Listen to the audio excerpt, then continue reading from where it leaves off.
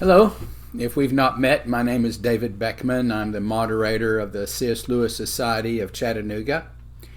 And this video is just an informal discussion about the conference that we're going to be having in just a few days. It's under 2 weeks now. It's going to be the last weekend of April 2026, Friday the 24th, Saturday the 25th.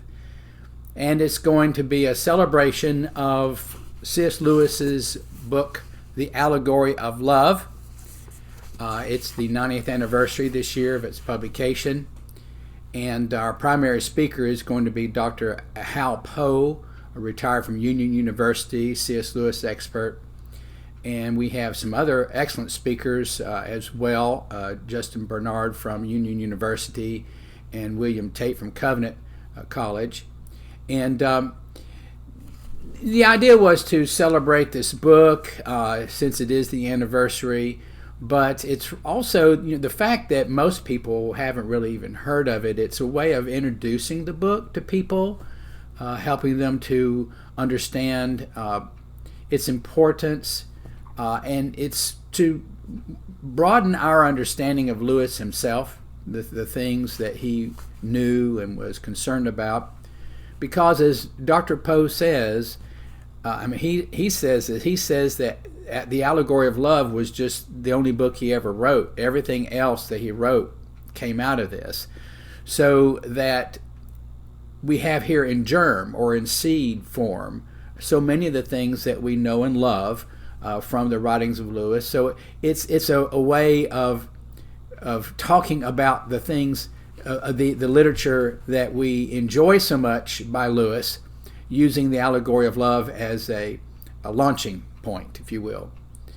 I have found it interesting to notice that looking back again in Walter Hooper's Companion and Guide to C.S. Lewis, that he doesn't even have the Allegory of Love in there. It's in his in the back, he has like a chronology of Lewis's life and all of his publications, and of course it's mentioned there, but he doesn't go into it.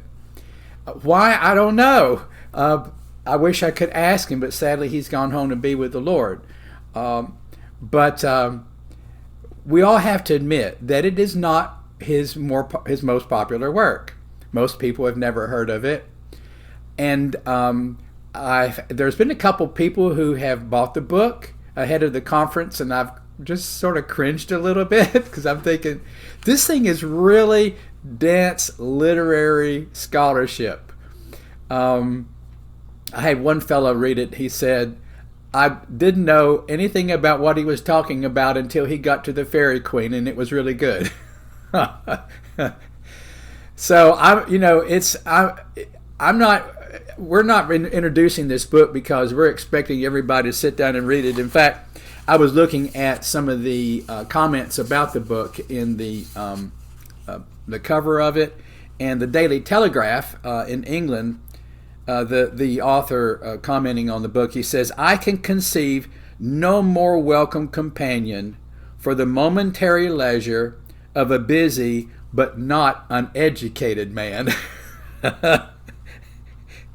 He says it's full of curious pieces of information, beautifully written. So it's it can be a difficult book if you're not already familiar with literary criticism and have a good bit of a background. But if you like Arthurian stories and you like medieval romance stories and stuff like that, it's worthwhile plowing through because there are places in there that are just really good and really enjoyable. But again, it's mostly about books and stories and so forth. He's not telling any stories. He's talking about other people's stories. Let me just read a few more of these comments here by people about this book, just to help you get a feel for how this really is an important book. And as I say on our website, it's considered his most important academic achievement. This is from The Observer. It says, out of the multitude of volumes on literary criticism, there arises once or twice in a generation a truly great work. Such, I believe, is this study by Mr. C.S. Lewis. the Modern Language Review says, "This is undoubtedly one of the best books on medieval literature ever published in this country." I won't keep reading all of them. Let me read just one or two more. The Sunday Times, anyone can see that Mr. Lewis has written a good book. Learned, penetrating, and eloquent, there are still books of criticism which make one feel what one imagines a tired and thirsty tree to feel under the rain. And such a book, it seems to me, Mr. Lewis has written. One more. Modern Language note says, the tremendous amount of information, the brilliance of the ideas, the felicitous phrasing and always delightful style, all combine to make the Allegory of Love a really outstanding contribution to medieval studies. So there you go. Very important book, but it's probably not one that you would yourself read very casually, certainly. So it's worthwhile to get together for a weekend and learn about the book from people who have read it and do understand it and can appreciate it and explain it to us. And so that's what we're going to do. It's going to be a good time. The cost is low. It's just $40, and that's mostly. So we're selling tickets online, mostly so that we can be sure that we know how many people are coming, so we can know how much food to buy. Because we are including, refreshments and things, but and a catered lunch on Saturday. You can find out more about that on our website at cslewischattanooga.org and just click on the top where it says 2026 conference. The deadline for buying tickets, though, is going to be Monday, April 20. So it's like less than a week away deadline to get tickets. But because we're already going to be preparing things. So you want to have a look at it and consider coming, and go ahead and get tickets if you can. A couple other things that I just wanted to throw this out to you because I was reading this earlier and I was enjoying it. Lewis is talking about how the Fairy Queen by Edmund Spenser was very much related to the Italian epic poems that were being written back in those days. The most famous, probably the most famous one, is Ariosto's Furioso. And he just threw this in. So this is like a little personal thing about Lewis, and it's no surprise. He says, Johnson once described the ideal happiness which he would choose if he were regardless of futurity. My own choice, with the same reservation, would be to read the Italian epic, to be always convalescent from some small illness, and always seated in a window that overlooked the sea, there to read these poems 8 hours of each happy day. But another thing about this book that I want to point out to you is in the preface, the thing is dedicated to Owen Barfield, one of Lewis's best and lifelong friends.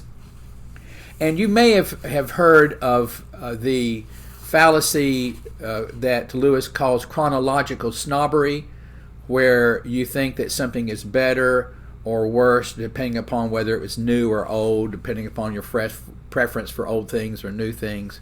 It was Barfield that introduced him to that fallacy, because when something was done doesn't have anything to do with its value.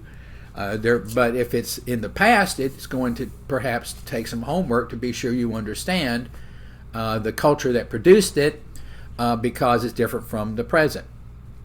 So anyhow, this book, The Allegory of Love, is trying to help people to understand medieval literature so that they can enjoy it and appreciate it and benefit from it. And so one of the things Lewis is doing in this work of literary criticism is trying to help people to get into these stories and into these books, and in the process to disabuse them of their own chronological snobbery. If they think, that's old, who wants, I can't get anything out of that.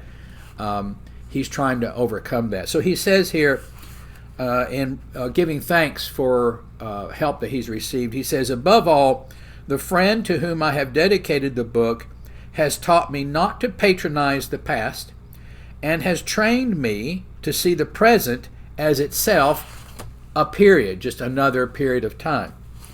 I desire for myself no higher function than to be one of the instruments whereby his theory and practice in such matters may become more widely effective.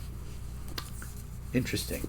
So, Allegory of Love Conference, we're calling it a history of imagination because he says that's what this book is. It's a history of European imagination. And you're most welcome to attend. Get yourself a ticket.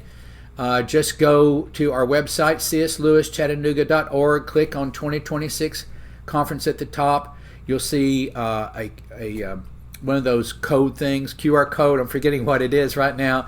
Or there's also links if you scroll down to where you can get the tickets. And hopefully we'll see you there. And then after this conference, when the month of May comes around, we will resume our monthly C.S. Lewis Society meetings at Livingston's Cafe here in Highland Park. And it will be about Prince Caspian, because we were going to do Prince Caspian last month, but I got sick. So anyhow, that's the deal there. God bless you all, and hope to see you at the conference. Bye.